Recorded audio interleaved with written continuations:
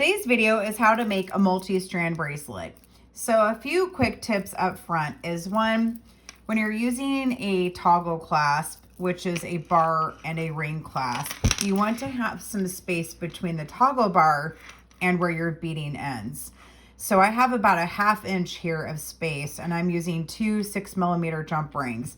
And you want to have space so that way the bar will slide through the ring and will sit comfortably on your wrist.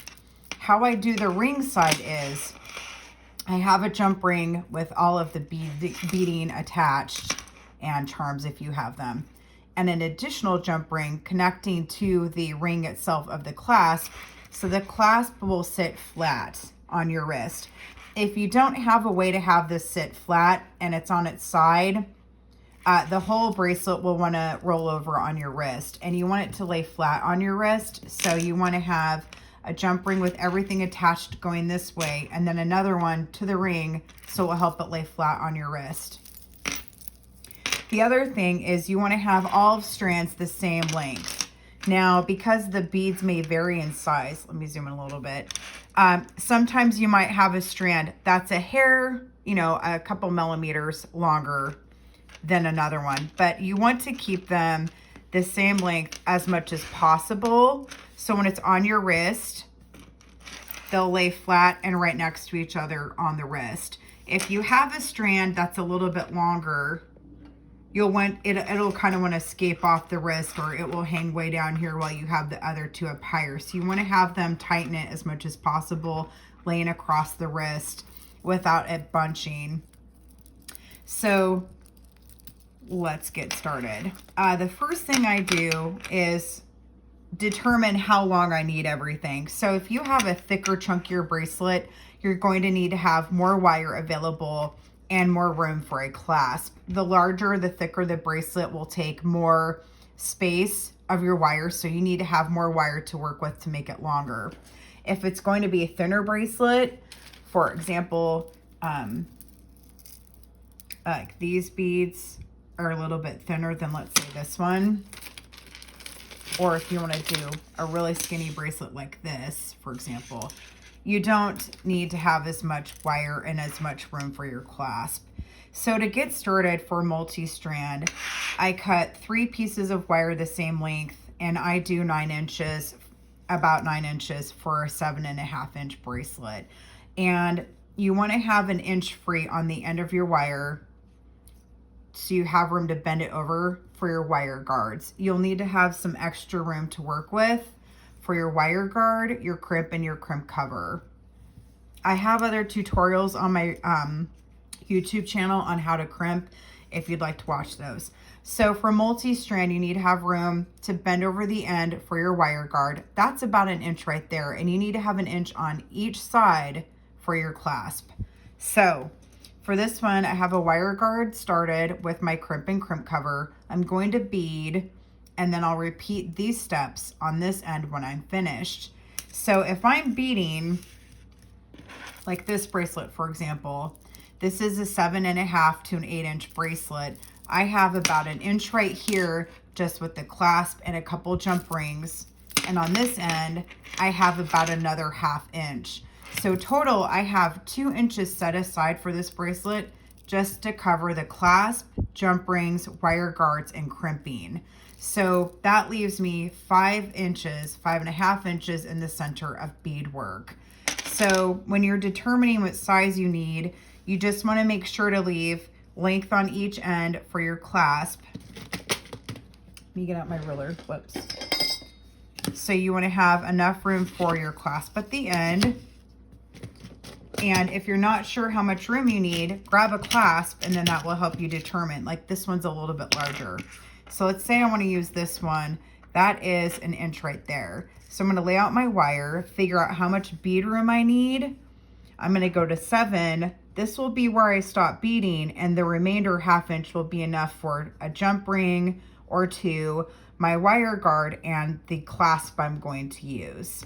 So that leaves me this much room on my bracelet from 1.5 or the 2 inch mark to the 7 inch mark. So if you kind of pre-measure where you're looking at for beading, that will help you determine how much you need for your bracelet. The other thing I do sometimes when I'm in the middle of beading is I'll lay it on my wrist to figure out where I'm at for clasp room and bead room. It's not really accurate. It's just kind of more of a feel like if I have enough room or if I'm in the right spot. So again, if I'm going to have an inch right here for this, plus a jump ring space, plus two jump rings at the end and a clasp, I'm looking at about 5 to 5.5 inches of bead work. So to start, you want to figure out what beads you want. You're going to do your wire guards, crimp and crimp cover, and go ahead and add beads for your bracelet. I do the thinnest row on the outside, and then I go larger on the outside. So that's just a preference I have. So I do like small, medium, large, or in this case, large, large, and small. So that way when it's laying on my wrist, it kind of goes in a pattern, I guess. But you know, you can do whatever you want. You can put this in the middle, however you feel comfortable.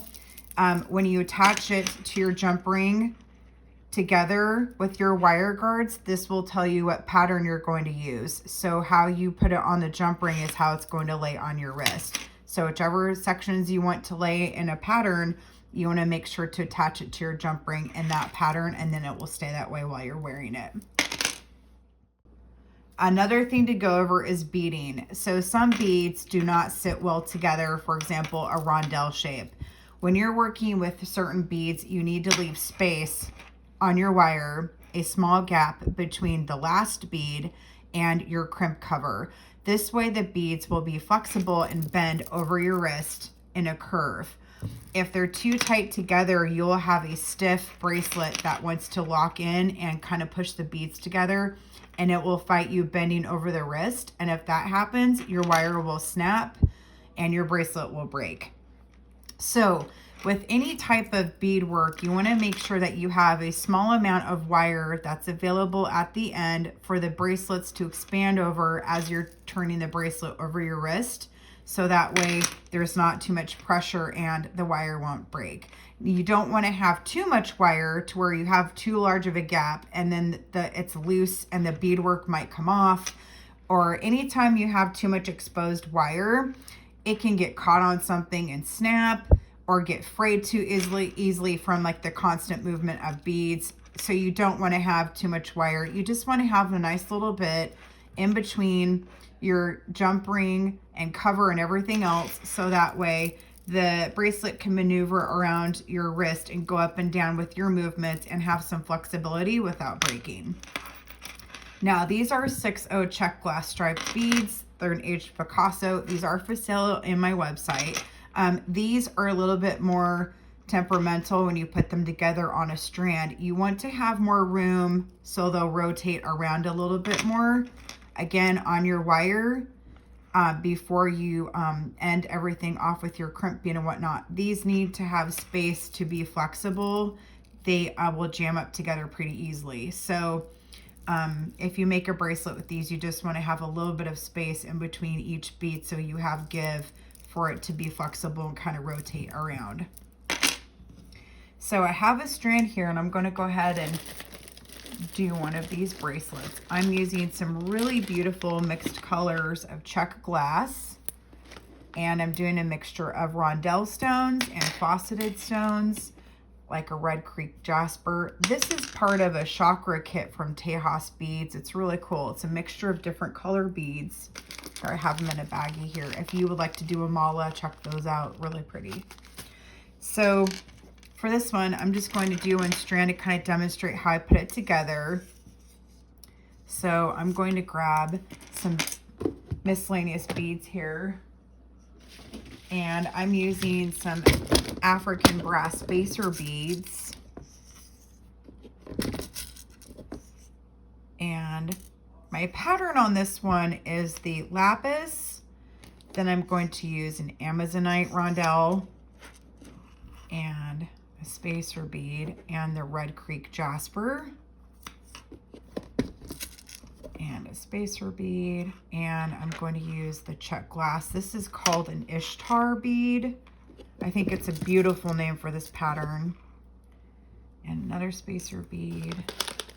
And this is a jade green, I think, rondelle. And these These faucets are beautiful. They're very pretty stones. And one of those, and I need to fish out an orange one. And an orange Czech glass. And I'm using a square lapis cube with some faucets here on this one. Really pretty. And spacer bead. I love to use spacer beads, especially African ones, copper, brass, whatever. They're my favorite. And a yellow. This is like a mustard glass flower. I love this color of yellow. I think it's so pretty. These colors were really inspired by Tucson, and some of these beads I actually got down there. So I thought I'd put a nice little bracelet together with a kind of a desert color theme. I really like these colors together. And a Red Creek Jasper. And I'm going to wrap it up here with another Amazonite Rondell. And here we go. So here's another strand. And how I end these is, I'm going to flip these around because I want to have a smaller one on the outside. Here we go. I like balance, like how things kind of like graduate with different types of shapes. I just kind of like how they balance each other out. So I add a crimp bead and wire guard, and I use Beading products. I use Beading 49 wire and #1 crimps, and I use a 3mm wire guard and a 3mm crimp cover. So this is a reason why you want to have extra wire at the end. See, I like to have more wire than this. I don't like to fight with wire, trying to go through the wire guard and have enough to go through my crimp. I prefer to have extra. It makes it easier to work. So if you are making this bracelet or multi-strand bracelet, make sure you have at least 9 inches of wire if you're doing a 7.5 inch bracelet. So it's easier to get the wire through everything and you don't have to fight with it so much. Go ahead and pull this down. Also, I pinched my wire guards together at the base a little bit. And, okay, so I'm going to push this up a little bit and demonstrate how I get more wire onto my beaded section. So I have my crimp here, and I want some space between my crimp. One, so my tools will fit around the crimp. So my crimp cover will fit around this space. And also, I need to have space for these beads to be flexible. This isn't enough. It works now, but if I crimp it, it's going to be too tight when I like straighten out. So when you're doing this, again, you want to make sure to kind of pull everything down a little bit, get some more wire in there. And that's about the space you want to have of wire before you put your crimp on. So it's probably 1/4 inch, I'm guessing. So you want to have enough room for your tools. Go ahead and do this. And then you want to crimp off your excess wire. So now with that, I've condensed it down a little bit more with what wire is available. And crimp covers eat up some more of your wire as well. So that's why you need to have a little bit of space, not too much, because if this was like 1 inch of wire, the whole bracelet's going to flop everywhere. And then it won't be a stable bracelet. So I'm going to go ahead and close this down, crimp that down.